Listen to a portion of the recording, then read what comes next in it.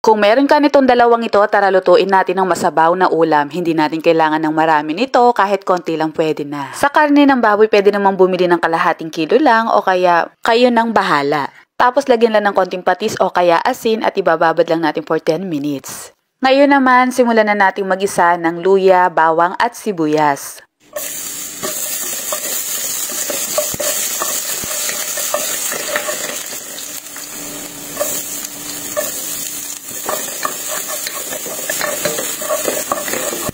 Tapos ilagay na natin itong ating pork.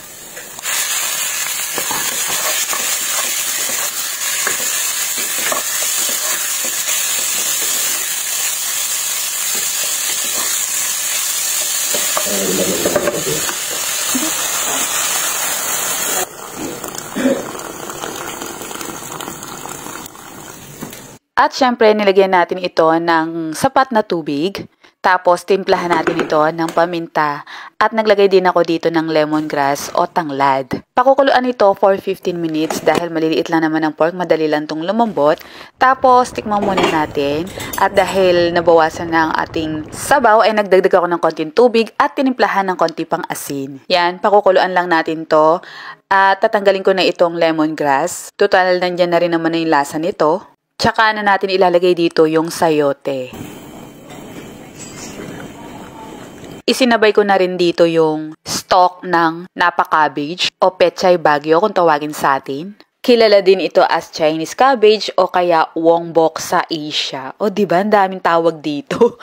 Tsaka ko na nilagay rin itong pinakadahon niya. Promise mga ka-MU, ang sarap nito. Talagang bagay na bagay sa mga kids natin na gustong-gusto ng sabaw. O mga ka-MU, try nyo na to kung nag-iisip kayo ng something na ulam na may sabaw dahil alam nyo naman, ang mga kids gustong-gusto ng may sabaw. Tapos sa mga senior citizen natin, kung hindi po kayo pwede ng pork, pwede rin naman ang chicken, pwede rin ng beef. Liit-liitan nyo lang ang slices para medyo madami siyang tingnan. Hindi sila magpapatawag na mga tayo.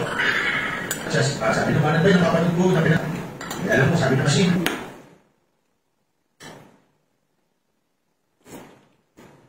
Hindi.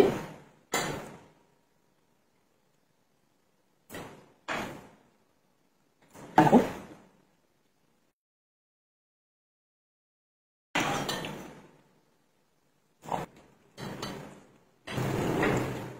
Patis naman. Sili.